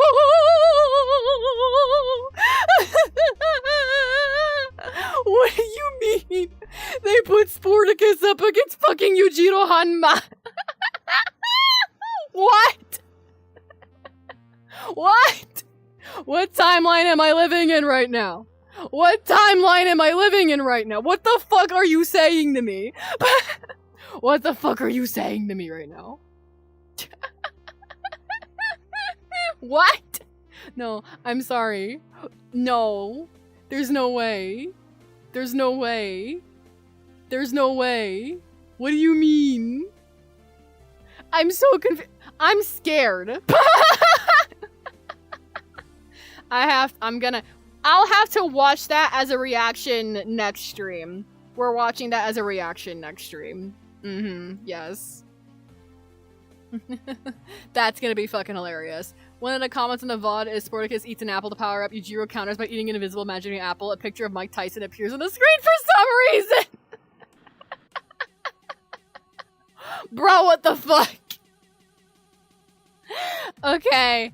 Alright. That's funny. Also, no, we are not listening to this. No. Actually, we're not listening to it at all. Let's go back to the video. We're ending this fucking stream on this video. With such a powerful ability, Ruby could safely shine her smile for years, even as she carried the fate of I have to end in like 5 minutes, but I don't care. We're finishing this video, and then I'll head out.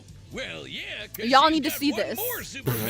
I need to share this. This is my show and tell. These are my mice that I'm bringing to you to drop on your floor dead in front of you, in front of your doorstep.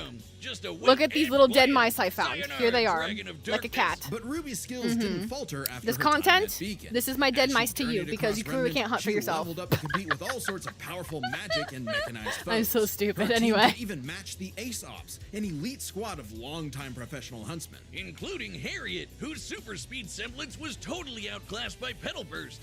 and Vine, whose aura was strong enough to contain a bomb that was about to decimate I the need to whole fix city my of tracking. I Mantle. just realized that. Man, Hold on. These are some pretty powerful auras. Though it's important to remember, Ruby is only 17 years old. The weight of being a leader, a savior, and a huntress like her mother would get heavier and heavier and heavier. Okay. She got over it. That should probably Let her fix the go. problem. Taking Crescent Kind Rose of. firmly in Maybe hand a little and bit. sending I don't a know. message of unity to the rest of the world. Ruby had finally left the fairy tale behind, taking one more step toward the day we've waited for. This will be the day we waited for. Today's battle is This will sponsored be the by day we Prize open We up all the make decisions door. We every don't day. need your But on advertisement. PrizePicks, Hold on, I'm making gonna the right fucking try to choice, skip this. 34 yards. That dollar lineup. Kishin. Destructive gods mutated from sound body. But A sound. No, we're going from the beginning. Okay, there we go. in lineups after your first We are $5 lineup. doing the quote. Picks. We are It's doing bound the to be quote. right. A sound soul dwells within a sound Soul mind. is within a and sound mind body. and a But all sound the body. unjust evil souls Yes. of this world are on the Disney Y'all Fast have Pass no to idea how Dakota fucking Kishin. true that is. Destructive gods mutated from good-natured souls. A Kishin could plunge the world into chaos and madness. If only someone could stop them. Bing bong, it's the DWMA. Welcome to Death Weapon Meister Academy, where death rules. Literally, his name is Death. Here, Lord Death tasks humans to become spiritually talented meisters of demon weapons. AKA people who are also a weapon. No, really. This is my favorite anime of all fucking time. You name it. One of my biggest hyperfixations in my life that I refuse to let down is Soul Eater. I love Soul Eater. Someone also did Sporticus versus Homelander. Soul was paired with the dutiful rising star. These are some meme-ass matchups. Those are some meme-ass matchups. Meme as fuck. And goes, teacher, you forgot to give us homework. And then we jump him. As if Soul's any better. A weapon who's too concerned with being cool to do any real work. Hey, Soul's not just any demon weapon. He's a scythe. And he's got his sights on upgrading to the highest level of Death Scythe. Which would be a high Yeah. honor. And lucky for Soul, Maka always aims high. With that common goal, Maka and Soul formed the Dream Team. All they needed was 99 Kishin eggs and the soul of a witch. Easy, right? Maybe, since Maka is extraordinarily perceptive at spotting and examining souls. She can detect spiritual presences from millions of yards away and can discern its nature. Maka is my stability, my and favorite emotion. character on Soul Eater, right up next to Krona. Like they're two of my favorite characters in Soul Eater. But I fucking love Maka. Guides Soul in the direction she wants to go, And it's mainly but because Soul of her the fucking Scythe Grigori does Soul. all the I actual love her movements Grigori himself. Soul. I think that's my favorite thing about her is her Soul's fucking the weapon. Grigori Soul. Like conductor and instrumentalist, a Meister weapon pair cannot work in harmony without total cooperation. Too bad their teamwork sucked. They fumbled the easiest chance for Death Scythe status. F-. Maka just could not get in tune with Soul's wavelength. She was skilled, sure, more skilled than most. Keyword most. There were plenty of rivals Most. showing her up, like Blackstar and Tsubaki. Really puts a damper on the straight A's when this show-off is doing better than you. It was up to Maka and Soul to improve their teamwork through soul resonance. What I said about wavelength wasn't metaphorical. Rather, wavelengths are the means with which Meister and weapon draw strength through each other. Think of two wavelengths as different emotional amplitudes that must merge at one alignment. If the Meister's the guitar and the weapon's the amp, then they create a feedback loop to increase its frequency. That's soul resonance. There you go. Soul resonance creates a telepathic link. I'm gonna and fuck with the surges their perspective a strength little and bit. Speed. And preps them for cool scythe moves like the Witch Hunt Slash, a big energy strike that puts the L in evil. As the name implies, it works especially well against witches and other evil creatures. It's not exclusive or anything. It's actually really deadly against evil because of Maka's rare anti-demon wavelengths. Basically, Yes, that's another cool thing I like about her. Her Grigori Soul gives her an anti-demon wavelength. Like you have that anti-demon wavelength for most of the weapons, but Maka's is fucking cool as shit. And the other guys gotta stop their annoying overthinking, Wiz. But everything changed after a unique encounter with Krona, which nearly killed Soul. Now Soul had an ogre pal in his head, waiting for him to swing on over and play the piano. Yep, Soul got infected with black blood. Black blood was specially brewed as a weaponizable blood. It hardens and strengthens its user's body inside and out, increasing their physical ability. They can even block blades with their bare skin. I might need Too to move bad it this. comes with a little side effect of madness with a capital M. A force of fear and sadness all living things possess, which threatens to ruin the world. So it was kind of a big deal that Maka was bummed by how she got Soul in a jam. But thanks to Soul, she got over it and even welcomed in their new little ogre buddy. Now when Soul plays his grand piano, their soul resonance sings even louder through the black blood. There you Giving go. Maka all the perks of black blood too, even the crazy parts. Bet you didn't expect that, Krona. But evil saw their plans through. The Kishin Asura had arrived. Madness was spreading everywhere. So Maka and Soul had to lock in and upgrade their witch hunt to the even stronger demon hunt slash. They went on even more missions to reap souls with classmates like Blackstar, and that guy outran his own shadow. Perhaps the most obvious evidence ever of faster than light speeds, and Maka could finally keep up with him. Pair that with her fight with the demon tool Gopher, who could obliterate whole mountains, and you've got one hell of an I'm ass really kicker. glad that they went into the Maka's manga for relationship Soul Eater with where they Soul did this death still battle. faltered. I'm so glad they Soul went into was the the manga. real star Because if they were to here. use just Even purely other the meisters were anime, trying to Maka take would have him been as a nerfed to weapon fucking hell away and from back. Maka. I mean, he literally moves himself, so Maka Like, couldn't help don't but use wonder the if she was anime to holding him judge back Soul all Eater. along. Go look But at the Soul manga. said the The truth. anime In does all not of their do the missions, manga their justice at teamwork all. was the key to their victory. An orchestral performance is only as good as the one conducting.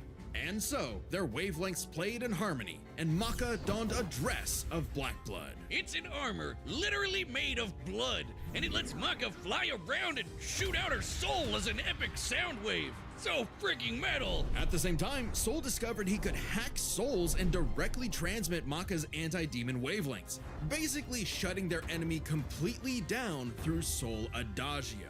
And they finally achieved Death Scythe. The dream's here, baby. So when Krona's own black blood reached its final stage, Maka and Soul flew to the moon. A moon small and unassuming, Yes, but so to the dense it has the same moon. mass as the planet itself. The very world's sanity was at stake. Krona might have gone insane, but Maka still reached out to their new friend Soul until the Kishin showed up to ruin everything. Come on, Asura, they're having a moment here. Timing, bro. In what would be Maka's final exam, Maka, Soul, and all of their friends faced off against the Kishin. And she passed. A+.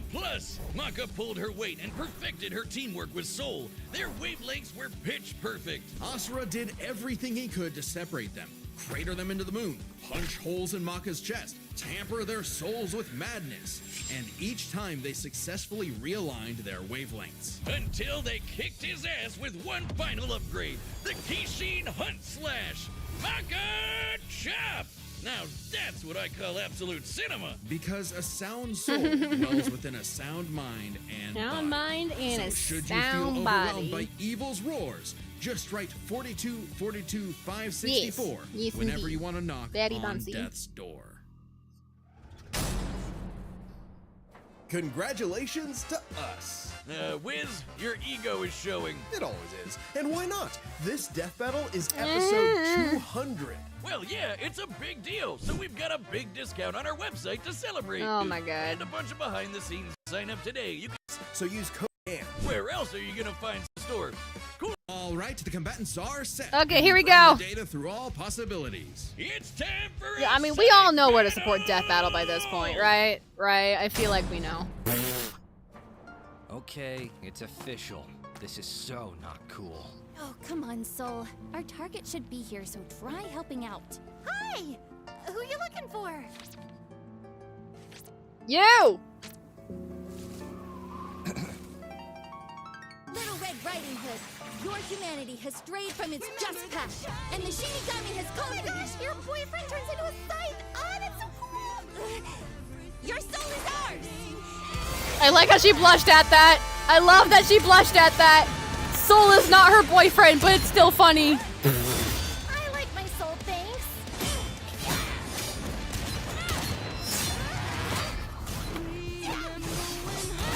Ow. Won't lie, Red. Your moves are sick, but too slow for my Meister. You haven't seen anything yet! Focus. She's quick, but we can handle it. Let's go, Soul Resonance! Yes!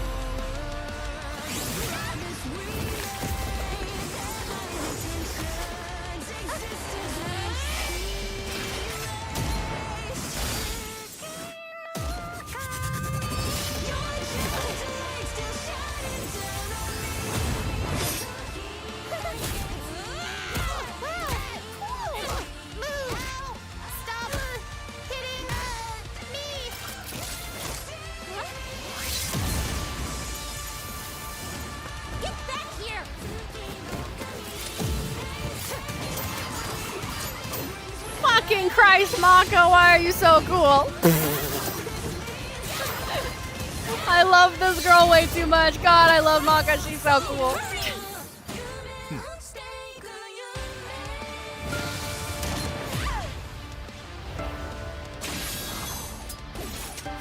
Ah, black blood armor! Interesting. Her soul forms a barrier. Try helping out. Relax. Time for soul adagio. Get silenced, motherfucker!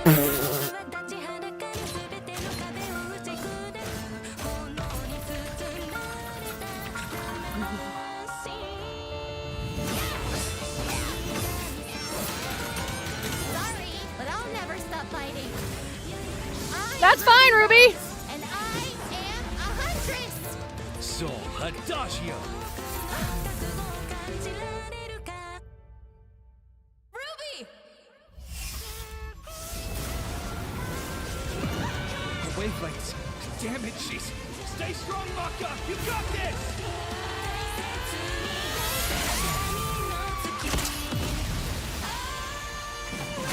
Damn.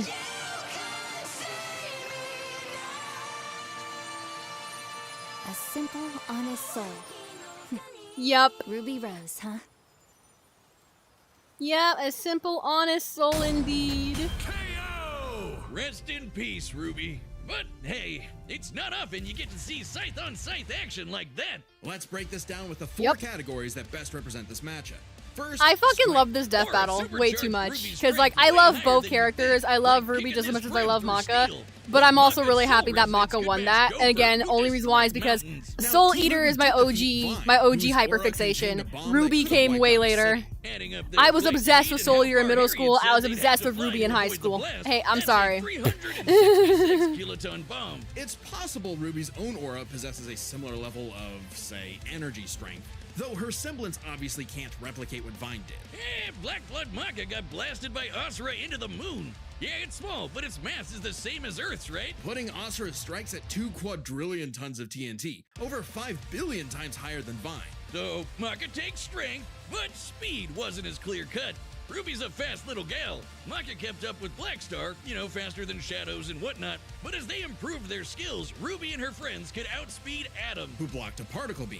Though given the distance and time to react, Atom moved about 42% the speed of light. Not quite faster than your own Shadow territory. Still, Ruby's Petal Burst has become far faster than this over time, and clearly gives more than a 2-time speed increase on top of that 42%. I still don't trust Death Battle after what they did to my boy Ashura. What'd they do to Ashura? Who'd they pit Ashura against? This isn't to say Maka Who did they pit Ashura against? against? But Petal Burst makes this comparison close enough to call it a tie. And their speed would be key to winning in skill. Come on, Wiz. Call it what it really is. It's Kratos? Scythery. That's not a word. Maka's Scythery was pretty good. I don't know too much about Kratos, so I would not know how that would As a end. Meister, she was mostly a guide. It's easy to assume that Ruby's... Like, I know more about Scythery Ashura was than I do about superior. Kratos, and I don't know what Kratos got on them. I don't, so I don't know. Control is still a factor here, but it doesn't change that Ruby's been swinging that thing for way longer than Maka. Ruby's got Scythery in the bag. Perhaps this edge would be enough for Ruby to avoid Maka's far greater strength if she had the better powers.